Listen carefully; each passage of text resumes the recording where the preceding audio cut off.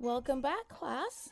So we are getting through chapter 34, and now we have gone through what the chordates were.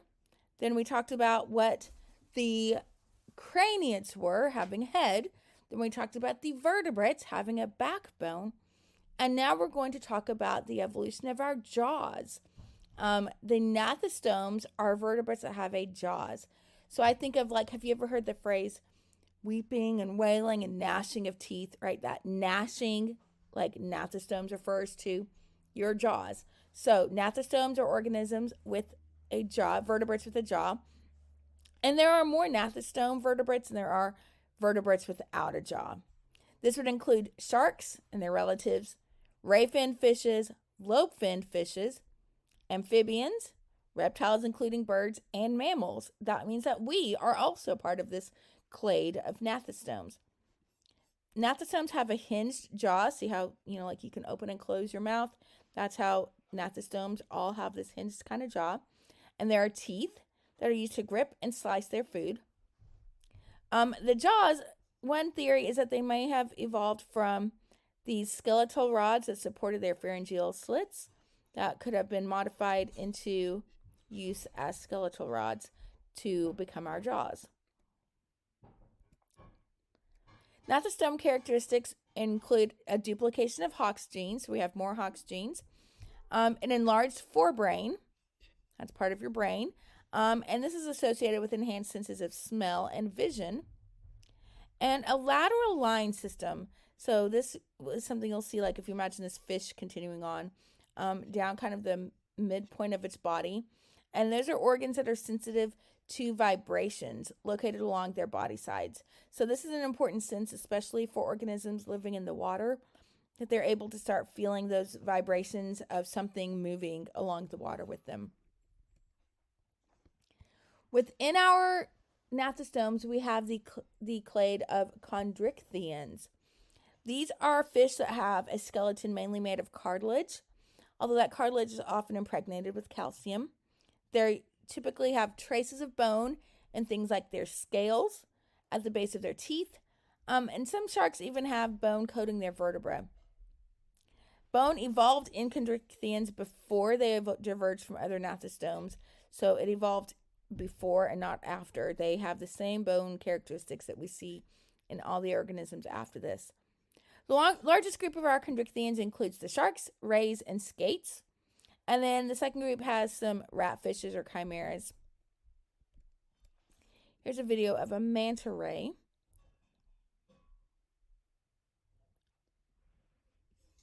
There it comes, which is an example of a Condrichthian.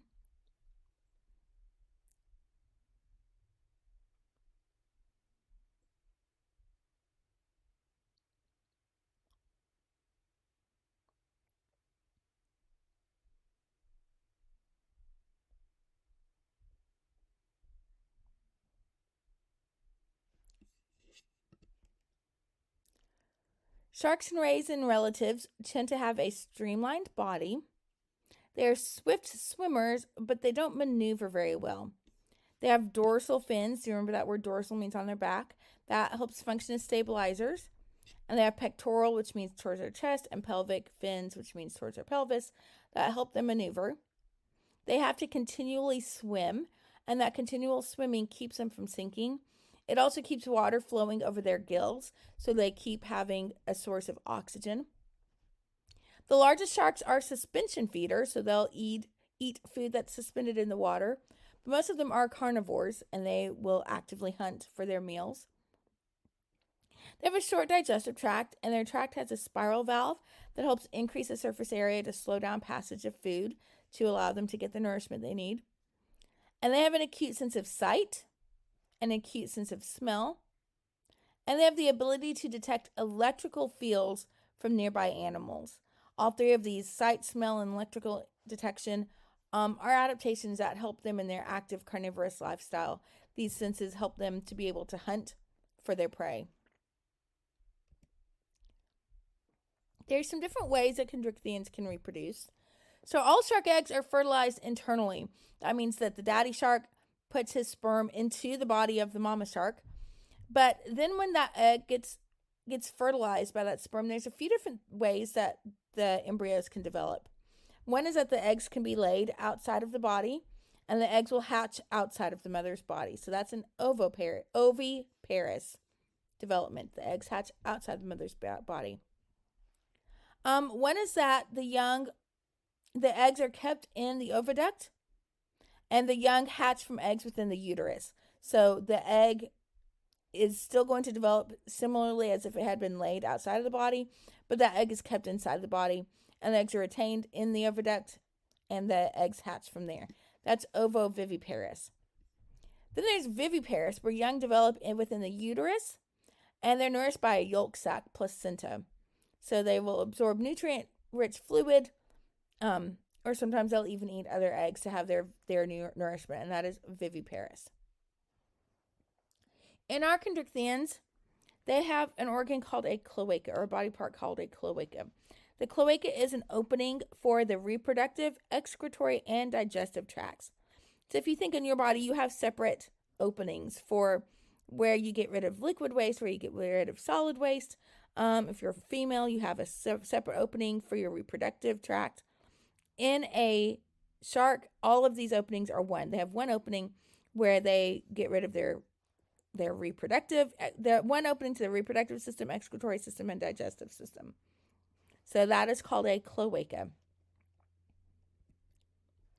Sharks and rays tend to be bottom dwellers, and they have strong crushing jaws that help them feed on organisms like mollusks and crustaceans at the bottom of the ocean. They have a flattened body, so you can see where the shark would be more, slender. The skates and rays have a more flattened body. And they have enlarged pectoral fins, and these are pectoral fins almost like wings within the water. They tend to have a whip-like tail, and some of them at the end of their tail also have venomous barbs for defense. Then, separate from our Condrichthyans, next are our Osteichthyans. These are the bony fish. So instead of having a skeleton made of cartilage, we start to have bones. These are the vast majority of the vertebrates are Osteichthyans. These include bony fish and also tetrapods. So we are included within the Osteichthyans category. The aquatic Osteichthyans are the vertebrates that we normally call fish. Bony fish are able to breathe by drawing water over their gills, and their gills are protected by a covering called the operculum. Many of them also possess rakers or bony gill arches. They have an air sac called the swim bladder, and the swim bladder will fill with air to help the fish maintain buoyancy. Their skin will secrete mucus, and they also have flattened bony scales. They have a lateral line system, as we just discussed, that helps them detect movement in the water. And many of them are oviparous, although some of them do have internal fertilization for birthing. Our ray-finned fishes include nearly all of the familiar aquatic Osteichthyans. They have fins that are supported by long, flexible rays, and these fins are good for maneuvering, defense, and other functions. Ray-finned fish would include things like our yellow tuna here, the red lionfish here, there's common seahorse here, and the moray eel here.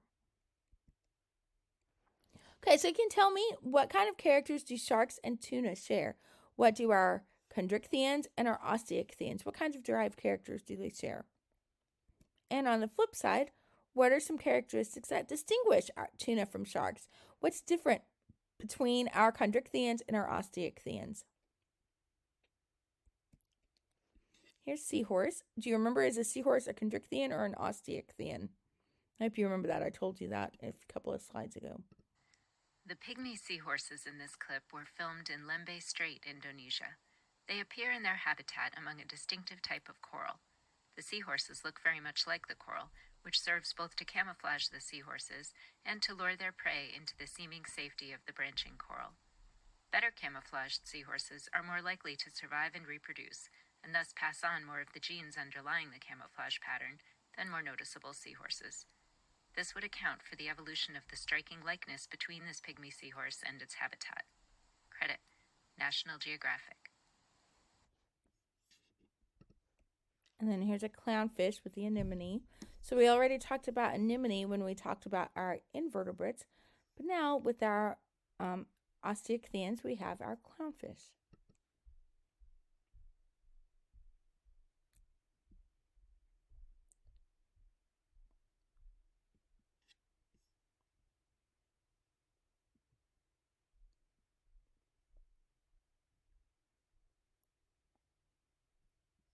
Okay.